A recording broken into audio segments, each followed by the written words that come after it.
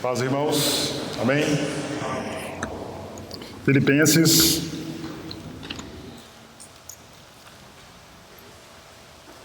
capítulo 2.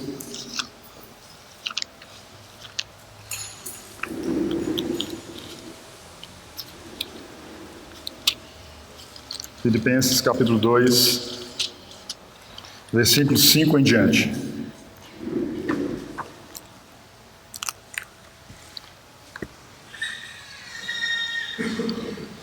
Tende em vós o mesmo sentimento que houve também em Cristo Jesus, pois ele, subsistindo em forma de Deus, não julgou como usurpação o ser igual a Deus. Antes, a si mesmo se esvaziou, assumindo a forma de servo, tornando-se em semelhança de homens e reconhecido em figura humana, a si mesmo se humilhou, tornando-se obediente até a morte, e morte de cruz. Pelo que também Deus o exaltou sobremaneira e lhe deu o nome que está acima de todo nome, para que ao nome de Jesus se dobre todo o joelho, nos céus, na terra e debaixo da terra, e toda língua confesse que Jesus Cristo é Senhor, para a glória de Deus Pai. Amado Deus, querido Pai, oramos ao Senhor e pedimos que pelo Teu Santo Espírito possa falar aos nossos corações, que possamos compreender com clareza a Tua palavra, Senhor, a Tua verdade sobre as nossas vidas, como carecemos, ó Deus, de sermos consolados pelo Teu Espírito, para entendermos melhor a divindade do Teu amado Filho, nosso Senhor Jesus. Abre o nosso entendimento nessa noite, dá-nos clareza, dá-nos um momento em que possamos ouvir a Tua voz. Oramos a Ti, ó Deus, em nome de Jesus. Amém. Filipenses 2, de 5 a 11. Esse é um dos textos mais sublimes que se encontram nas Escrituras Sagradas.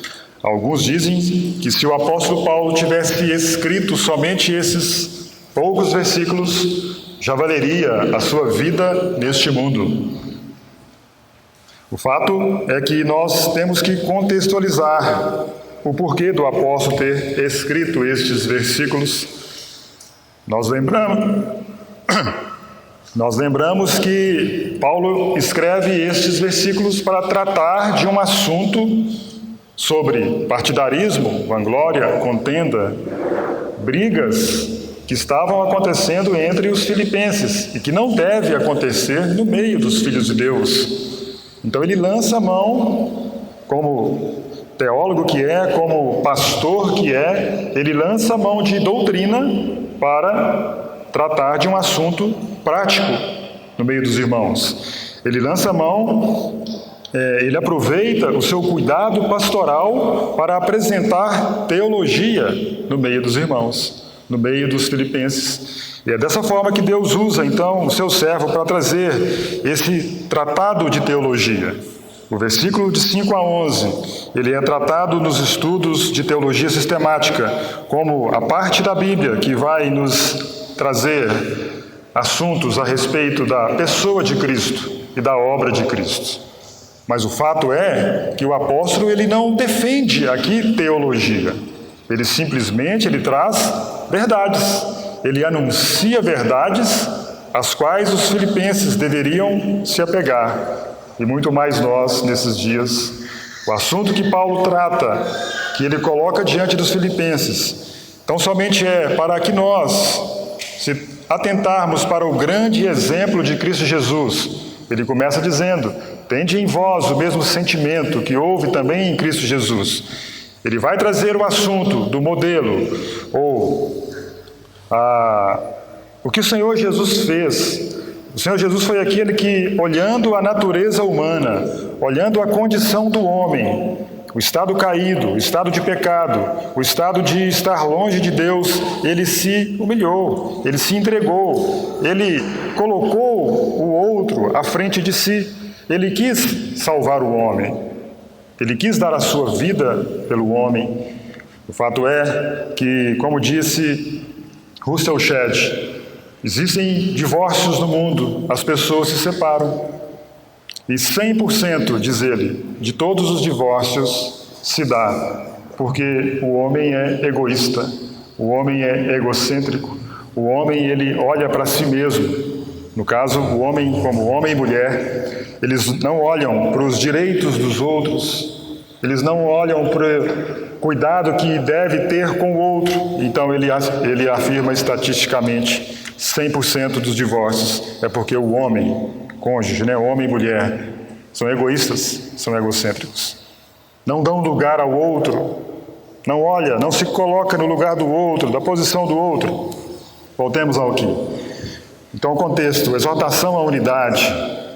Paulo está tratando de um exemplo, de um grande exemplo para trazer os filipenses à unidade, à amizade, à paz, a um propósito comum. Os irmãos se lembram disso. No versículo de 1 a 4, ele fala sobre isso, que não deveria então haver partidarismo nem vanglória no meio dos irmãos.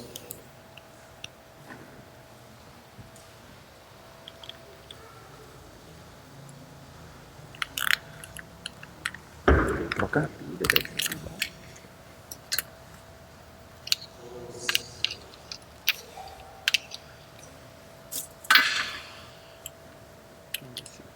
Esse livro.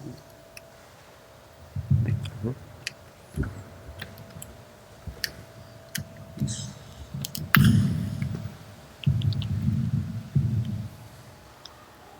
Então o apóstolo traz teologia para resolver problemas entre os irmãos. Ele aproveita as oportunidades para anunciar a boa doutrina de Cristo. Ele conecta doutrina com a vida. Ele traz teologia para definir como devem viver os homens uns com os outros. Ele traz a doutrina ou a teologia para definir a ética. O assunto, como dissemos, cristologia, uma matéria da teologia sistemática que estuda a pessoa e a obra de Cristo. E o apóstolo Paulo, nesse capítulo 2, ele vai lançar mão de 4 exemplos de pessoas. Na verdade, ele começa com o próprio Senhor Jesus, mostrando que ele foi aquele que não olhou os seus direitos, não olhou aquilo que lhe pertencia. Ele abriu mão de tudo aquilo que era dele, em prol do próximo. Paulo também vai dar o próprio exemplo dele. Se vocês irmãos pegarem o capítulo 2, versículo 17. Entretanto, mesmo que seja eu oferecido por libação sobre o sacrifício e serviço da vossa fé, alegro-me e com todos vós me congratulo. Ele também coloca o seu exemplo como aquele que olha a necessidade e olha o outro em vez de olhar para si mesmo, em vez de olhar para o seu umbigo. Também ele fala sobre Timóteo, no seu caráter provado, diz o versículo 21.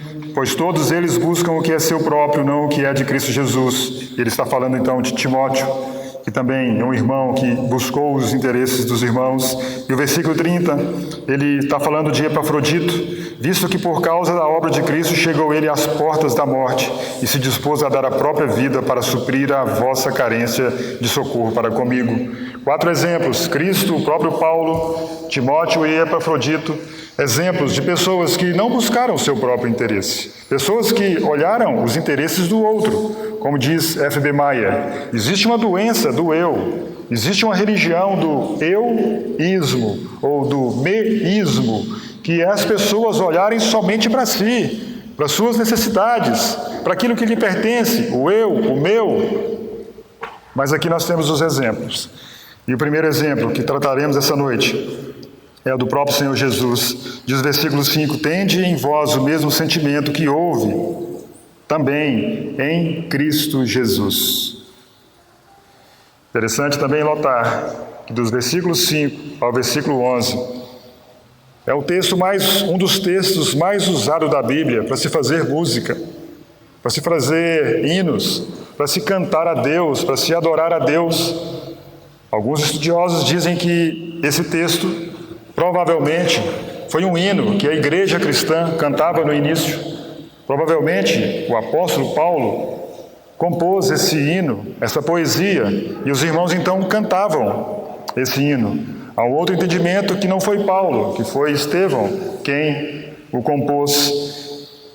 Quantas músicas temos desses versículos que falam sobre a divindade e da humilhação e exaltação de Cristo. Diz aí então que deve haver em nós o mesmo sentimento que houve também em Cristo Jesus. Pois ele, subsistindo em forma de Deus, não julgou como usurpação o ser igual a Deus. O que nós vemos nesse versículo 6, quando diz que ele subsistindo em forma de Deus, irmãos, o Senhor Jesus, quando encarnou, quando ele nasceu da Virgem e se fez homem, ele não deixou a sua divindade, ele continuou com a sua divindade. Jesus continuou sendo Deus, ele sempre foi Deus. Ele foi Deus na eternidade passada e continuou sendo Deus quando ele nasceu da Virgem, quando nasceu neste mundo. Não deixou de ser Deus. O que de fato ele fez foi adicionar a sua deidade, adicionar a sua natureza de Deus à humanidade.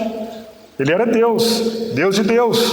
O Senhor Jesus era Deus com o Pai, Deus com o Espírito Santo. Ele, Deus sendo Filho, Deus Filho, ele adicionou à humanidade a sua natureza de Deus. O que ele fez aí quando diz, subsistindo em forma de Deus, não julgou como usurpação ser igual a Deus, é que ele abriu mão dos seus direitos de viver como Deus. Ele não usou o que possuía para vantagem própria. Ele não se apegou às honras da divindade, as honras que ele tinha como Deus na eternidade passada. Ele não reivindicou ser Deus, embora fosse Deus. Em momento algum na sua vida, quando criança, quando jovem, quando entrou no seu ministério, ele não rasgou as suas vestes e disse, ei, eu sou Deus, como que gritando, como falando aos homens que ele era Deus. Não, isso o apóstolo está dizendo. Ele subsistindo em forma de Deus, de fato ele era Deus. Ele não julgou como usurpação ser igual a Deus. Ele não foi, por exemplo, como Lúcifer. Como sabemos pelos profetas, que Lúcifer foi aquele que quis ser igual a Deus.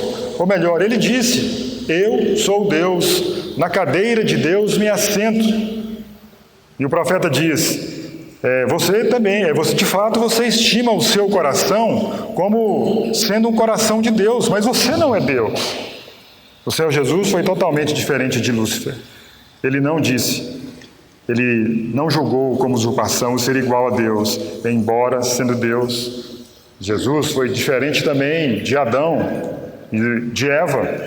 A Bíblia diz que quando Satanás tentou Adão e Eva, ele chegou para Eva e disse, como Deus, sereis conhecedores do bem e do mal. Jesus não pegou as palavras, não citou as palavras de deidade, de autoridade, de poder, de glória que ele tinha. Não, ele guardou isso para ele mesmo. Ele ocultou toda a sua glória debaixo da humanidade.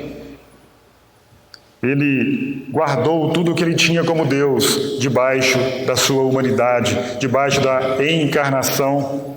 Os irmãos se lembram em Lucas 4, quando da tentação, em Mateus também fala sobre essa tentação. E vejam a astúcia de Satanás. Satanás chega para ele, você não é filho de Deus?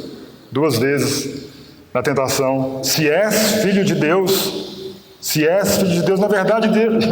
na verdade Jesus poderia dizer para Satanás, você sabe que eu sou Deus, mas eu não vou julgar como usurpação ser igual a Deus, nem mesmo com o próprio Satanás o tentando, nem mesmo com a própria criação de Deus, né? Lúcifer, nem mesmo com ele, o próprio Jesus não falou que era Deus.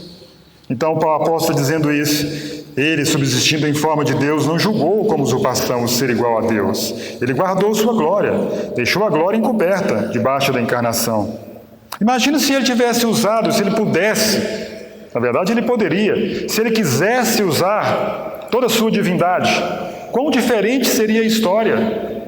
Imagina então, ele agora fazendo os móveis na carpintaria do seu pai. Ele estalava os dedos.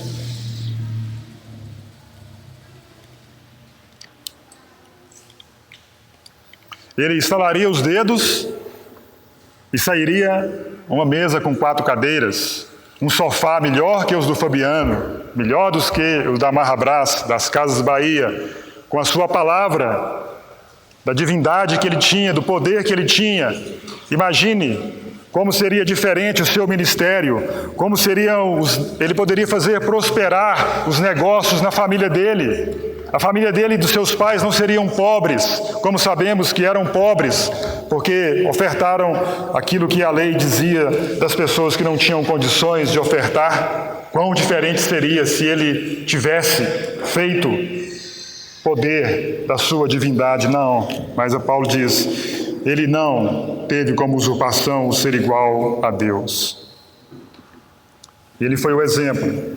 Ele deu o exemplo. Nós sabemos que o exemplo é o maior e o mais poderoso argumento no ensino. Continua dizendo aí, depois de dizer que ele, subsistindo em forma de Deus, não julgou como usurpação ser igual a Deus, antes a si mesmo se esvaziou, assumindo a forma de servo, tornando-se em semelhança de homens e reconhecido em figura humana. Antes a si mesmo se esvaziou. Nos versículos de 6 a 11, os primeiros 3 versículos vai falar sobre a humilhação do Senhor Jesus. E depois os outros 3 versículos vai falar sobre a sua exaltação. Mas poderíamos perguntar, de que ele se esvaziou? Antes a si mesmo se esvaziou. De que poderia ele então ter se esvaziado? O Evangelho de João, ele nos diz isso. Quando o Senhor Jesus ele ora ao Pai, ele intercede pelos discípulos. Na oração sacerdotal em João 17, ele deixa claro uma das coisas que ele se esvaziou. Lá diz o seguinte: e agora glorifica-me, ó Pai, contigo mesmo, com a glória que eu tive junto de ti antes que houvesse mundo. Esvaziou-se da sua glória. Glória que ele tinha junto do Pai antes que houvesse mundo. Glória que eu tive junto de ti, ó Pai. Irmãos, imaginem como seria, ou como era essa glória que Jesus tinha junto com o Pai. Imagina, não conseguimos. Nós temos um vislumbre no livro de Apocalipse, nós temos um vislumbre em Isaías, quando ele teve a visão do Senhor no ano da morte do rei Uzias. Nós temos uns relampejos na Bíblia sobre essa glória que Jesus tinha junto ao Pai. Mas ele diz, ou Paulo diz a respeito dele, antes a si mesmo se esvaziou da sua glória. A Bíblia diz também que ele se esvaziou das suas riquezas. Ele, sendo rico, se fez pobre por amor de nós. Ele a si mesmo se esvaziou, deixou a sua autoridade, a autoridade que ele tinha como Criador, como próprio Deus, também se esvaziou dela. Os irmãos se lembram em quantos momentos ele teve e poderia usar a sua autoridade. Nós temos um grande exemplo no final do seu ministério, quando ele foi preso, quando Judas o traiu e levou aqueles soldados para o prenderem. E ele disse, eu poderia rogar ao Pai, e ele mandaria 12 legiões de anjos. Sim, o Pai tinha autoridade para enviar os anjos, mas ele também tinha. Foi ele quem criou os anjos, irmãos. Foi ele quem criou tudo, na verdade. Então ele deixou, a si mesmo se esvaziou também da sua autoridade. Ele poderia ter usado ali ela várias vezes. João, no Evangelho de João, diz que todas as coisas foram feitas por intermédio dele, e e sem ele, nada do que foi feito se fez. O escritor aos Hebreus diz que ele criou o universo, ele criou tudo era dele, mas ele se esvaziou. Irmãos, pensem nessa doutrina que o apóstolo está trazendo, ou essa verdade que ele está trazendo. O Senhor Jesus abriu mão, de fato, ele abriu mão de tudo. Tudo era dele por direito de criação, tudo. Mas ele abriu mão de tudo. E quando ele veio, os irmãos se lembram, ele não tinha um lugar para nascer. Os irmãos se lembram. Ele não tinha um lugar para repousar. Ele não tinha um barco para pregar. Ele não tinha um animal para montar. Ele não tinha um quarto ou um cenáculo para fazer a refeição com os discípulos, para se reunir. Ele não tinha um túmulo para ser sepultado, embora sendo Criador de tudo. Se esvaziou. Lembremos que Paulo está tratando de um assunto de briga no meio da igreja e está dando o exemplo do Senhor Jesus. Antes a si mesmo se esvaziou, assumindo a forma de servo. Forma de servo. Deus, o Todo-Poderoso.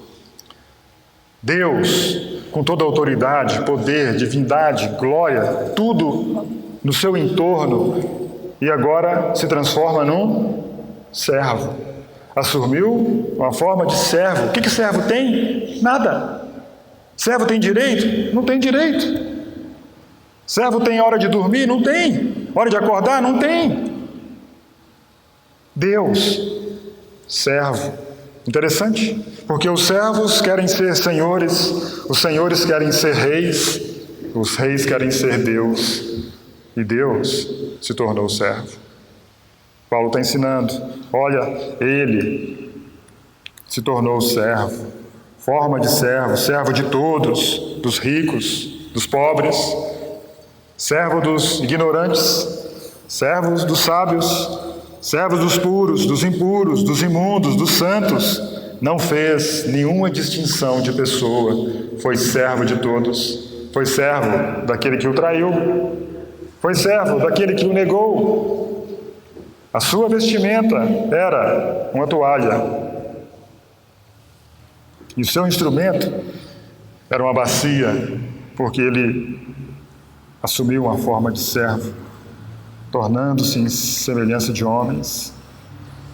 Diz o versículo 8: a si mesmo se humilhou, tornando-se obediente até a morte, e morte de cruz.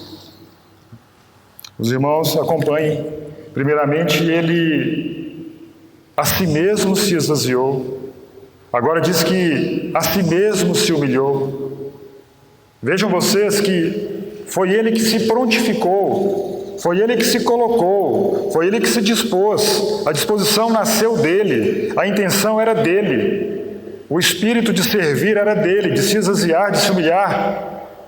Era dele, estava nele, nasceu dele. Não foi os homens que o levaram a se esvaziar, não foram os homens que o levaram a se humilhar, embora o desprezassem, embora o escarnecessem, embora cuspissem nele, embora se levantassem contra ele. Não, foi ele mesmo, diz aí, a si mesmo se humilhou. E como que se humilhou, diz aí? Tornando-se obediente até a morte e morte de cruz. Veja que primeiro ele se tornou obediente. A Bíblia diz que ele aprendeu a obediência por aquilo que padeceu, que sofreu. Ele era obediente, mas essa humilhação dele, diz aí, diz respeito a ir até a morte. E morte de cruz, diz aí, morte e morte de cruz. Por que ele coloca essa expressão morte de cruz? Irmãos, porque era o pior tipo de sentença que poderia vir sobre um homem, o meio mais esdrúxulo de expor o homem, de falar para ele assim: olha, você não vale nada, você fez somente o que tem de ruim neste mundo. Os historiadores dizem que morrer na cruz, a própria palavra diz, né? Maldito aquele que for pendurado no madeiro. E também os historiadores dizem que morrer na cruz, as pessoas gostariam de morrer de qualquer forma antes de serem levadas para morrer na cruz, porque era um escárnio, era ultrajante, era uma vergonha morrer na cruz. Sabemos que antes dele ir para a cruz, ele foi humilhado de fato pelos homens. Antes de ser condenado, ele foi humilhado. Ele foi chamado de expressões que deram a ele que não eram para ele. Os irmãos se lembram. Foi chamado de beberrão. Foi chamado de endemoniado. foi chamado de leviano, foi chamado de mentiroso, ele foi acusado de blasfêmia contra Deus, e ele foi acusado de conspiração contra César. Os historiadores dizem que morrer na cruz era ultrajante, angustiante. Algumas pessoas demoravam semanas para morrerem na cruz, de tanta dor que elas sentiam. Tinham cãibras, desidratação, os músculos rebentavam. E aí diz que ele se humilhou, a si mesmo se humilhou, tornando-se obediente até a morte e morte de cruz. Mas nós sabemos que não foram os homens que o mataram.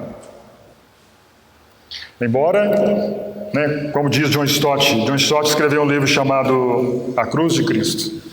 E lá ele vai levando o homem a pensar quem matou Jesus. E eu poderia perguntar, quem matou Jesus?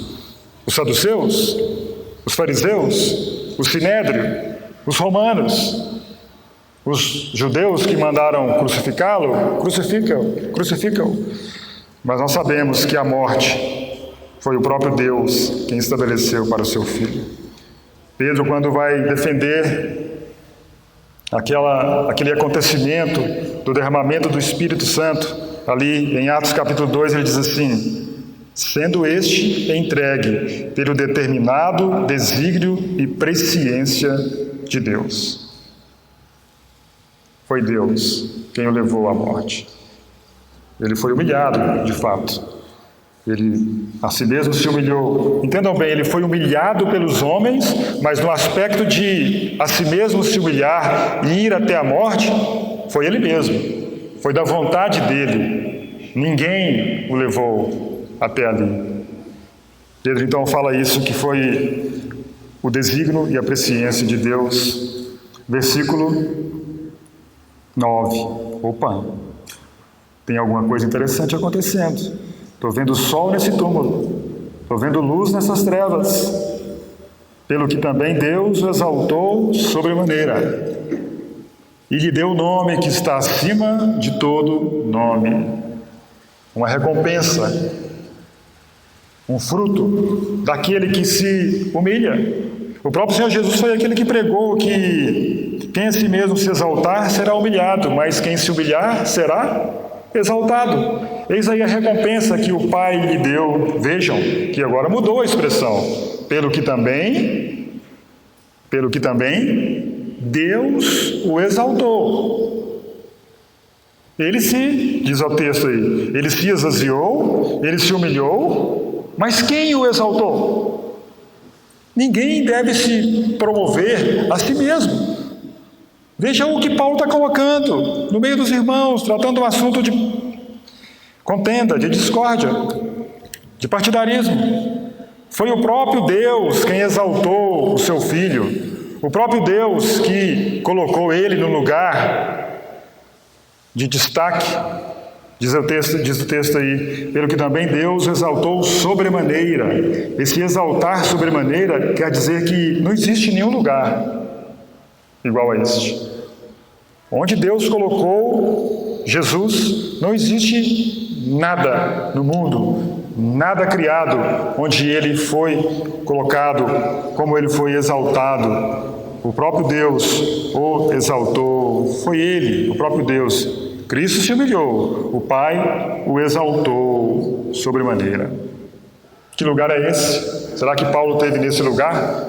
Naquela experiência do terceiro céu, e ele ouviu palavras inefáveis, os quais não é lícito ao homem referir? Não sabemos.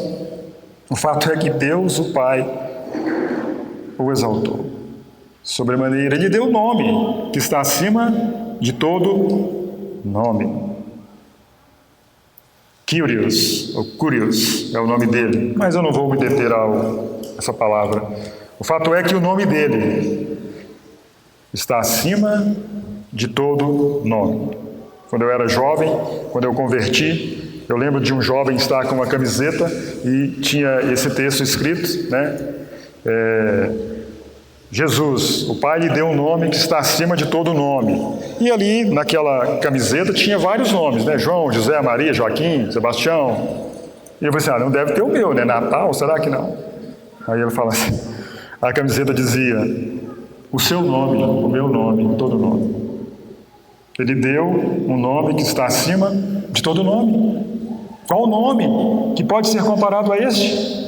A igreja primitiva compreendeu o que está nesse nome, o que está envolvido nesse nome, de invocar o nome de Jesus. Na verdade, o que Paulo coloca aqui é o texto de Isaías 45, 23, que diz que diante de mim se dobrará todo joelho e jurará toda língua. Qual o nome? Jesus. Qual o nome? Jesus. Esse nome tem poder? Lembram dos 70 que foram enviados naquela experiência onde eles voltaram se regozijando, alegres? Senhor, os demônios se nos submetem no teu nome. Qual o nome que eles usavam? Jesus. Jesus, para quê? Para curas, para libertação, para pregação, para expulsar demônios. E eles dizem, Senhor, os próprios demônios se nos submetem no teu nome. Mas eu tenho uma alegria maior do que essa. O nome de vocês estão arrolado nos céus. E por que o nome de vocês estão arrolado nos céus? Por causa desse nome. Por causa desse que se esvaziou, se humilhou, mas que agora Deus Pai o exaltou sobremaneira. Lembra do coxo que foi curado e houve uma inquietação ali naquela cidade. Pedro e João foram ao templo e na porta do templo havia um coxo e eles curaram aquele coxo. Interessante que o que registra o livro de Atos é que eles disseram, ou Pedro disse, eu não tenho prata nem ouro, mas o que eu tenho eu te dou. Em nome de Jesus Cristo, o Nazareno, levanta-te e anda. Que nome é esse? Como a igreja primitiva conseguiu entender e usar esse nome. E os irmãos sabem, as autoridades, os judeus, o que está acontecendo? Então Pedro teve que levantar e explicar, não foi nosso poder, não foi nossa piedade. Pela fé em o nome de Jesus que esse coxo andou. Vocês estão vendo ele aí? Foi pela fé no nome de Jesus, o nome de Jesus que o restaurou. E Pedro logo à frente vai dizer que abaixo do céu não existe nenhum outro nome dado entre os homens pelo qual importa que sejamos salvos. Todo aquele que invocar o nome do Senhor será salvo. Que nome é este? Isaías já dizia que o seu nome, e não diz plural, não diz nomes, que o seu nome é maravilhoso, conselheiro, Deus forte, Pai da eternidade, Príncipe da paz, mas aqui é Jesus, que é tudo um só. Se nós pudéssemos um dia pegar uma chave bíblica e olhar os nomes de Jesus, quanto nós ficaríamos surpresos. Mas aqui, Deus lhe deu um nome acima de todo nome. Esse nome, irmãos, tem poder para iluminação, para comunhão, para santificação, para salvação, para vida eterna, para esperança, para consolo e para tantas outras coisas. E continua dizendo aí, pelo que também Deus o exaltou sobremaneira e lhe deu um nome que está acima de todo nome, para que ao nome de Jesus se dobre todo o joelho, nos céus, na terra, debaixo da terra. E toda língua confesse que Jesus Cristo é Senhor. A minha versão diz, é Senhor, não é o Senhor, é Senhor, para a glória de Deus Pai. Se dobre todo o joelho, toda língua confesse. Os que o negam vão confessar. Os que o negam vão se dobrar. Os céticos, os críticos, os ateus, os zombadores, os escarnecedores, os filósofos, os sábios, os deuses das nações, os reis, os poderosos, Os anjos, demônios, principados, potestades vão se dobrar e vão confessar que Jesus Cristo é Senhor. Ninguém vai escapar. Nenhum homem que existiu debaixo da face da terra vai escapar de chegar naquele dia e de se dobrar, de dobrar os seus joelhos e com a sua língua confessar que Jesus é Senhor. Ninguém. Hitler vai estar lá, vai ter que fazer isso. Alexandre o Grande terá que fazer isso. Quantos outros? Lula, Bolsonaro, você, eu. Mas que façamos hoje essa confissão, porque muitos naquele dia farão envergonhados, não querendo, como aqueles demônios, viesse nos atormentar antes do tempo. Eles farão porque terão que fazer, e depois disso serão lançados na vergonha e horror eterno. Mas hoje não, hoje podemos dobrar o joelho e confessar com a língua que Ele é Senhor. Interessante que os evangélicos eles não dão muita ênfase a Jesus homem, e a teologia ela é interessante nesse tema, né? Se nós perguntássemos, o homem Jesus será adorado? Certamente. Lembram que Timóteo, ou Paulo escreve para Timóteo? Há um só Deus e um só mediador entre Deus e os homens, Cristo Jesus, homem. Mas nós, os evangélicos, sempre temos Jesus como Deus, adoramos Ele como Deus. De fato, Ele é Deus, mas como dissemos no princípio, Ele acrescentou à sua divindade a natureza humana. E agora nós temos um, igual a nós, que foi tentado, mas sem pecado. Esse é o mistério do Evangelho. Os homens não conseguem entender que existia um homem de natureza igual a deles, que viveu nessa terra, mas sem pecado, e que agora está nos céus, à direita de Deus. Sim, Ele é o sumo sacerdote da nossa confissão, sim, mas Ele é um homem, sem pecado, não como aqueles sumos sacerdotes no Velho Testamento, que por causa de pecado morriam, mas Ele vive para sempre. Há um só Deus. Mas é interessante que, como Paulo está querendo mostrar a humildade de Jesus, ele diz no versículo 11, no finalzinho, para a glória de Deus Pai. Embora Deus, o Pai, o exaltasse sobremaneira, lhe desse o nome que está acima de todo nome, na sua humildade ele devolve ao Pai, para que o Pai receba a glória. Ele já estava cheio de glória, um nome, um lugar, uma posição, mas ele devolve ao Pai, para a glória de Deus Pai. Irmãos, pensemos nos nossos relacionamentos. Pense no seu relacionamento com a sua esposa, pense no seu relacionamento com os seus filhos, pense nos seus relacionamentos com os seus familiares, com os seus vizinhos, com os irmãos da igreja. E eu pergunto para você, há em você o mesmo sentimento que houve em Cristo Jesus? Há essa mesma disposição de olhar o outro, em vez de olhar para você primeiro? De dar a vida pelo outro, em vez de dar a vida por você primeiro? Em vez de olhar para a sua casa, para os seus negócios? Vejamos os nossos relacionamentos. Tenhamos em nós o mesmo sentimento que houve em Cristo Jesus. E se você ainda não o reconheceu como Senhor, reconheça hoje.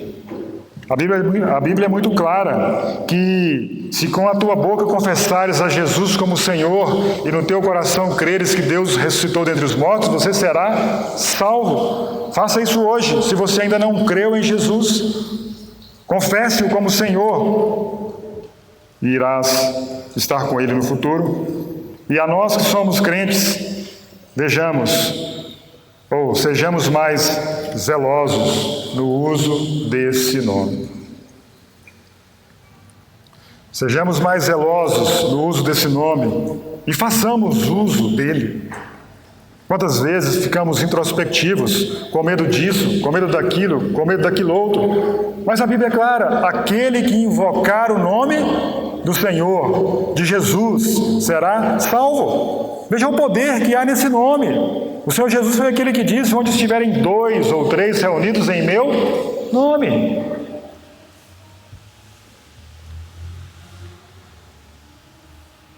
E toda língua confesse que Jesus Cristo é Senhor. Irmãos, graças a Deus por Jesus Cristo, graças a Deus pela obra que Ele fez por cada um de nós. Como dissemos, esse texto, do versículo 5 ao 11, veja quanta verdade, veja quanta teologia, veja o quanto podemos aprender nessa humilhação e nessa exaltação do Senhor Jesus. Lembremos que o apóstolo está colocando isso para tratar de um assunto no meio dos irmãos, que possamos nós aprender com ele e ter a mente dele, o espírito dele, a disposição que ele teve para nos relacionarmos uns com os outros. Deus nos abençoe, em nome de Jesus. Amém.